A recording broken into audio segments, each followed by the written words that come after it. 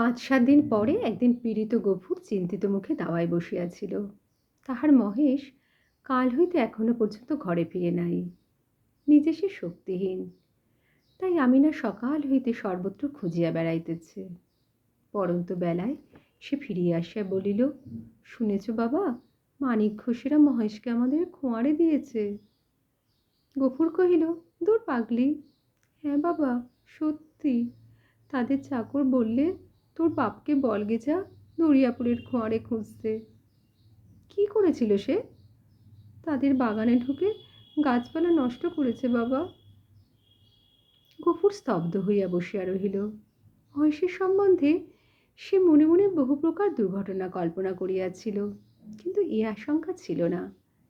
সে যেমন নিরীহ তেমনি গরিব, সুতরাং প্রতিবেশী কেহ তাহাকে এত বড় শাস্তি দিতে পারে এ ভয় তাহার হয় নাই।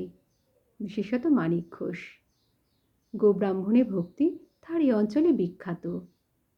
মেয়ে কহিল, বেলা যে পড়ে এলো বাবা, মহেশকে আনতে যাবে না? গফুর বলিল, না। কিন্তু তারা যে বললে 3 দিন হলেই পুলিশের লোক তাকে গোহাটায় বেচে ফেলবে। গফুর কহিল, ফেলুক গে,